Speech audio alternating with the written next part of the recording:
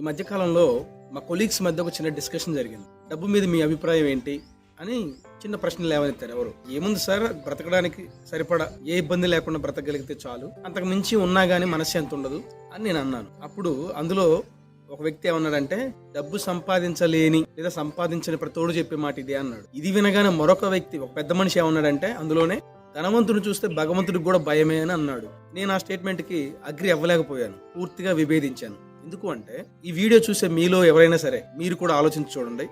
డబ్బు సంపాదించాలి, ఓకే, నీ దగ్గర ఆ క్యాపబిలిటీ ఉంటే సంపాదించుకో, నీ ఇష్టం ఇచ్చినంత సంపాదించుకో.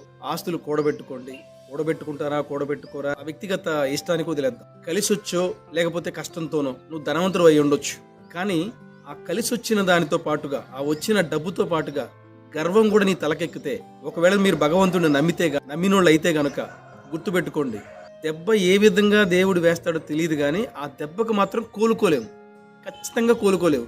నా దగ్గర డబ్బు ఉంది, బలగం ఉంది, నా వాళ్ళంతా నాతో ఉన్నారు, మాకు పెద్ద పెద్ద ఆఫీసర్లు తెలుసు, మా బంధువులంతా పెద్ద పెద్ద ఆఫీసర్లు అని నువ్వు అనుకోవచ్చు. టైం వస్తే మన పరిస్థితులు గాని తిరగబడితే, నీకున్న డబ్బు, నీకున్న పరపతి, నీకున్న బంధువులు, నీకున్న బలగం, నీ ఆస్తి, నీ అంతస్తు ఏది అక్కడికి రాదు, తుడిచిపెట్టుకుపోతావు. చాలా దారుణంగా ఉంటది ఆ దెబ్బ.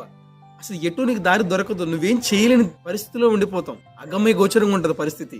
సో ఇదంతా ఏదో భయపెట్టడానికో భయపడడానికో చెప్పట్లేదు ఇక్కడ. ఎందుకు అంటే, అఫ్ కోర్స్ నువ్వు సంపాదించావు, ఓకే, బీ హంబుల్. అందుకే ఏమన్నారు పెద్దలు, ఎదిగిన కొద్దీ ఒదిగి ఉండటం మంచిది అని కదా.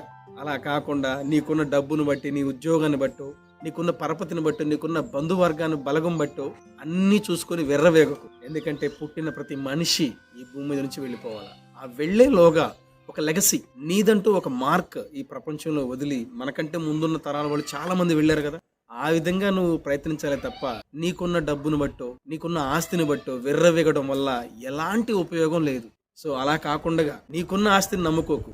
ఉంటుంది అలా, ఎవరి కోసం సంపాదించావో సంపాదించుకోండి, కానీ దానితో పాటుగా గర్వాన్ని సంపాదించుకోకండి, గర్వాన్ని రానివ్వకండి, గర్వాన్ని తలకెక్కించుకోకండి.